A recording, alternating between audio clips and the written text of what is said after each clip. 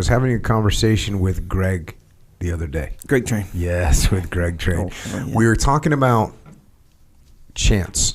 You know Chance Farrar? Yes, I do. Sick wrestler. I'm a big fan. Sick wrestler, MMA fighter, jiu-jitsu player, and just stud athlete. Yuma, Arizona, Yep, by the way. awesome guy. And we were talking because we were training, and because it's Greg Train, so we're going to be training. Hell yeah. And we were talking about how he's like Chance is just super fast, right? Just his speed. But he's smaller, right? I mean, what did he fight at? Maybe like 135, 145 or something like that. He might have even wrestled at a lesser weight than that. Oh, for real. So he's a lean dude, smaller weight guy.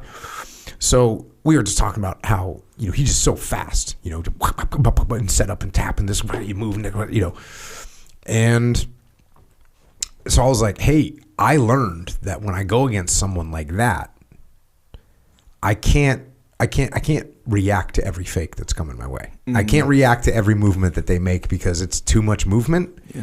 And they will get me going in the wrong direction and get in on me. So what I have to do is I kind of just stand there. Obviously I get in a good stance, but I'm not reacting to every little thing that comes at me until they commit. And then when they commit, then I'll sprawl or whatever, react properly to an actual attack. So I was talking to a client the other day at Echelon Front, and he's kind of telling me these various stories, these various things that are happening with his boss, and how his boss was telling him to do this, and then like 3 days later he's telling him to do this other thing, and 3 days after that he's like making a suggestion, then he made a different suggestion that was the opposite direction. He'd tell him to focus on this thing and focus on the other thing and fix this thing, and you need to get all your people focused on this, and just all these different directions, move here, move there, fix this, fix that. And he's frustrated. The guy I'm talking to is very frustrated. And it's the same thing, right? It's the same thing. And I had bosses like that in the military, that they're giving you direction to go one way, direction to go a different way, direction to go this way, fix this, change that. Like, it's constant guidance and direction in opposite directions. Yeah. And so what I learned was that just like wrestling with Chance, you can't react to every little change and every little adjustment that's taking place. I can't redirect my efforts and my focus only to have to redirect my efforts and my focus to another course a very, very short time after. It just doesn't work. It doesn't work. So you have to wait.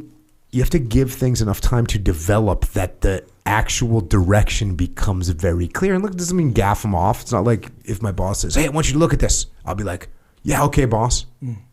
Doesn't mean I start investing a bunch of time. Hey, got it, boss. We'll take a look at it. Maybe I spend 3 minutes. I'm familiar with it. Cool.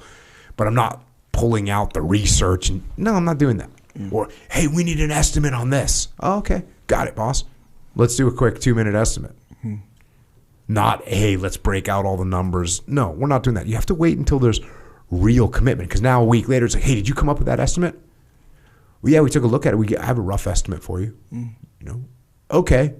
And maybe they go, okay, that looks good. Let's go deep. You see what I'm saying? So you can give a little bit, but you need to wait until the change becomes real. You need to wait until there's some kind of commitment. And this is how you can survive that kind of chaotic personality when you're interacting with someone. But it's not just at work that you have to do this. It's not just on the mats of justice that you need to do this. It's like you got friends that are like this. You got bosses, you got family members that are like this. And what you have to learn how to do is you have to kind of learn to, as weird as this sounds, slow your reactions down. Let things settle. Let things develop a little bit. Let's confirm the direction and the reality of the change before you step into it as well. And not only does it apply to people, it applies to the news and the social media and the algorithm and the trends and the chaos that's going on in the world. You can't react to everything that's happening. You have to let things breathe and let things develop. And this is the same thing on the battlefield. Like, there would be things happening on the battlefield. You get a report. Oh, this is what's going on. And you can react to it. I don't recommend it, though. Let's wait until we get some more confirmation. Let's wait until we hear some more information. Let's wait until this thing starts moving a little bit more and I can confirm what's going on. So just wanted to bring this up. Applies to many aspects of our lives. Don't overreact. Assess. Assessment is a good form of reaction, right? Oh, there's something going on? I'm going to watch it. Like, I'm going to assess it. Yeah. Make that your first step. Yeah. Not to react to it, but to assess it. Yeah. So you can find out if it's real. And then you move forward. Yep. It's true. So the first thing strikes me with it, or that idea, that concept is with like ideas. So you're not going to pursue every little idea that pops into your head. Yep. Because if you do, then boom, your plate is full with a bunch of stuff. Some of it's dumb. Yeah. Let's face it. Sir. But you still handle it the same way where, yeah, if idea seems good, which they all kind of seem good at first, and they pass, like, if they pass the first filter, which is like usually the one that filters out 90% of them. But if they pass, it's kind of, okay, it still seems good. Assess it. Sleep on it, whatever your process is. And if it passes that second filter, it's kind of like, okay, and then you increase the likelihood of developing that particular idea. And, it's going to fit with the other stuff you're into and all this stuff or whatever. But it's the same exact thing. Yeah. Yeah, otherwise you just basically find yourself freaking playing whack-a-mole with a bunch of stuff. Yeah. Even with people. Like, you know how like your kids or whatever, I don't know, in my experience anyway with kids, like every little mistake they make, like we think, oh no, they shouldn't be doing that.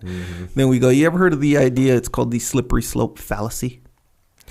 So the slippery slope argument and then the slippery slope fallacy. Yes, obviously these are real common. Yeah. So definitely heard of it. It's kind of like, oh yeah, if your kid stomps on a bee or kills like a beetle or something, kills it, oh, he's going to become a murderer. Because, a lot of murderers, they start with like animals and blah, blah, blah, and they become murderers. So let's say he kills a beetle on the sidewalk. And you're like, oh my gosh, I got to put a stop to this because I don't need him becoming a murderer. That's the slippery slope fallacy, right? Because it doesn't automatically mean he's going to become a murderer. Unless you beat him because he killed a beetle and then he becomes real crazy and starts becoming... Yeah, I'm sure you have to do a lot of crazy stuff, and maybe even some genetic... I don't know. I don't know. I'm not a psychologist, but nonetheless...